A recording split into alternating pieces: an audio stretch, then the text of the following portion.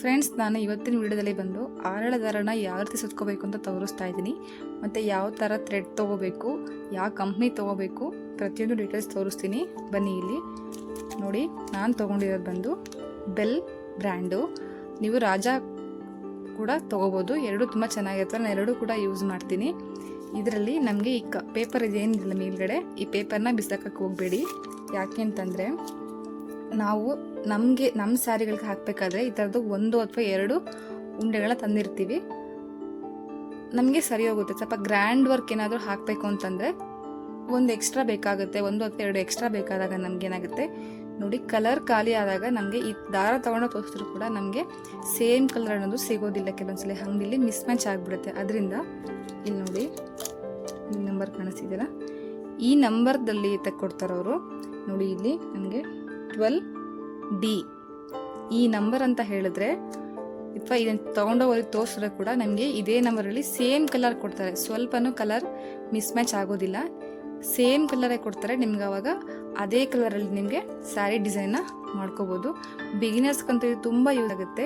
ನಾವು ಯಾವುದೇ ರೀತಿ ಕ್ರೋಶಾ ಕುಚ್ಚು ಡಿಸೈನ್ ಹಾಕಬೇಕಾದ್ರೆ ನಮಗೆ ಮೇಯ್ನ್ ಬೇಕಾಗಿರೋದು ಆರಳ ದಾರ ಯಾವ ರೀತಿ ಅಂತ ಹೇಳಿ. ಇದೇ ವಿಡಿಯೋದಲ್ಲಿ ನಾನು ನಿಮಗೆ ನೀಡಲ್ ಯಾವ ತೊಗೋಬೇಕು ಅಂತ ಕೂಡ ತೋರಿಸ್ಕೊಡ್ತೀನಿ. ನೋಡಿ, ಇಲ್ಲಿ ನಾನು ತೊಗೊಂಡಿರೋದು ಬಂದು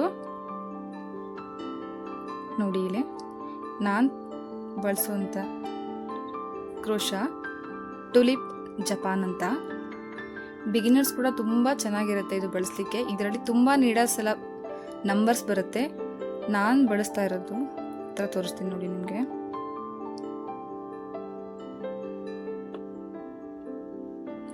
.075 ಬಿಗಿನರ್ಸ್ ಕೂಡ ನೀಡಲ್ ನಂಬರ್ 10 ತಗೊಳ್ಳಿ.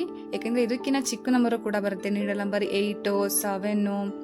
ಇನ್ನು ಕ್ರೋಶಾ ವರ್ಕ್ ಅಲ್ಲದೆ ಆರಿ ವರ್ಕ್ ಎಲ್ಲ ಮಾಡ್ಬೇಕಾದ್ರೆ ನಾವು ನೀಡಲ್ ನಂಬರ್ 11, 12 ಕೂಡ ತಗೋತೀವಿ. ಅದು ಬೇಡ. ತುಂಬ ನೋಡಿ, ಇಲ್ಲಿ ನಿಮ್ಗೆ ಏನು ಚೂಪ ಕಾಣಿಸಿದೆಯಲ್ಲ, ಇದು ಯು ಶೇಪ್ ಥರದ್ದು, ಇದು ತುಂಬ ಚಿಕ್ಕದು ಬರುತ್ತೆ. ಅವಾಗ ನಮಗೆ ಅದು ಕಷ್ಟ ಆಗುತ್ತೆ.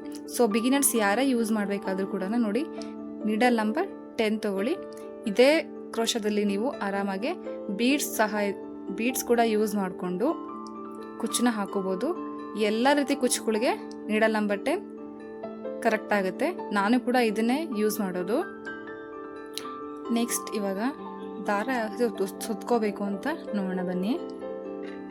ಮೊದಲನೇದಾಗಿ ನೋಡಿ, ಇಲ್ಲಿ ದಾರ ತೊಗೊಂಡಿದ್ದೀನಲ್ಲ, ಇದನ್ನು ಈ ರೀತಿ ಒಂದು ಬೌಲು, ಕಪ್ಪು, ಏನಾದರೂ ಒಂದು ಬಡ್ಲ ಥರದಲ್ಲಿ ಹಾಕ್ಕೊಳ್ಳಿ. ಆವಾಗ ಏನಾಗುತ್ತೆ, ನಮಗೆ ದಾರ ಒಂದೇ ಕಡೆ ಇರುತ್ತೆ. ಇಲ್ಲಾಂದರೆ ಸುತ್ತಬೇಕಾದ್ರೆ ದಾರ ಆ ಕಡೆ ಈ ಕಡೆ ಆಗುತ್ತೆ. ನೋಡಿ, ಈ ರೀತಿಯಾಗಿ ಇಟ್ಕೊಂಡು ನಿಮಗೆ ಡಿಸೈನ್ ಎಷ್ಟು ಬೇಕೋ ಅಷ್ಟು ನೋಡಿ ಸುತ್ಕೊಳ್ಳಿ. ನಾನಿಲ್ಲಿ ನಿಮಗೆ ತೋರಿಸೋದಕ್ಕೋಸ್ಕರ ಸ್ವಲ್ಪ ಮಾತ್ರ ಸುತ್ತಾ ಇದ್ದೇನೆ. ನೋಡಿ, ಈ ರೀತಿ ಸುತ್ಕೋಬೇಕು.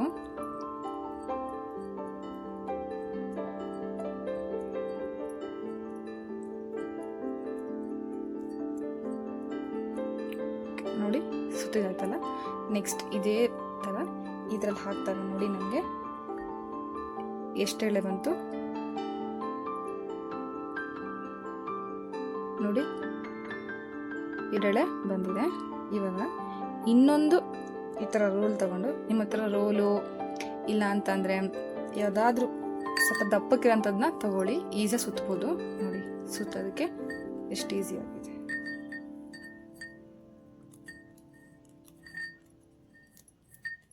ಈ ರೀತಿ ಸುತ್ಕೊಳ್ಳಿ. ಯಾವುದೇ ರೀತಿ ಗಂಟಾಗೋದಿಲ್ಲ. ನಿಮಗೆ ಡಿಸೈನ್ಗೆ ಎಷ್ಟು ಬೇಕೋ ಅಷ್ಟು ನೋಡಿಕೊಂಡು ಸುತ್ಕೊಳ್ಳಿ.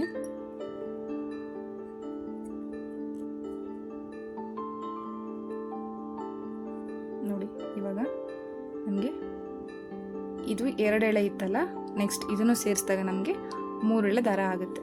ನೆಕ್ಸ್ಟ್ ಇದನ್ನು ಈ ಕಡೆ ಇಟ್ಟಾಗ ನೋಡಿ, ನಮಗೆ ಈಗ 3 ಎಳೆ ದಾರ ಇದೆ.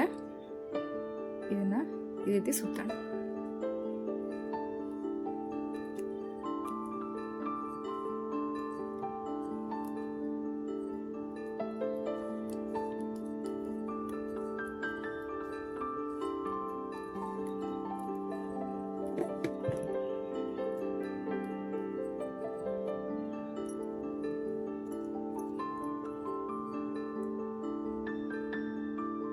ನೋಡಿ, ನಿಮ್ಗೆ ಇವಾಗ 4 ಎಳೆ ದಾರ ಆಯಿತು. ಈಗ ನಾನು ಸುತ್ಕೊಂಡಿದ್ದೀನಿ, 5 ಎಳೆ ಆಗಿದೆ. ನೆಕ್ಸ್ಟ್ ಇವಾಗ 6ನೇ ದಾರ, 6 ಎಳೆ ದಾರ ಸುತ್ತೋಣ.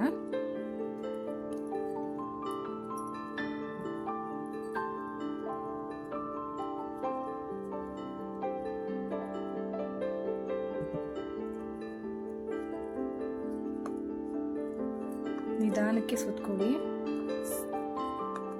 ಸ್ವಲ್ಪ ಸುತ್ಕೊಳ್ಳಿ. ತುಂಬ ಸುತ್ಕೊಳಕ್ಕೆ ಹೋಗ್ಬಿಟ್ರೆ ಏನಾಗುತ್ತೆ, ಸಿಲ್ಕ್ ಅಲ್ವಾ, ಗಂಟು ಬಿಡೋ ಚಾನ್ಸ್ ಇರುತ್ತೆ. ಹಾಗೆ ನಿಧಾನಕ್ಕೆ ನಿಮಗೆ ಡಿಸೈನ್ಗೆ ಎಷ್ಟು ಬೇಕೋ ಅಷ್ಟು ಮಾತ್ರ ನೋಡಿಕೊಂಡು ಸುತ್ಕೊಳ್ಳಿ.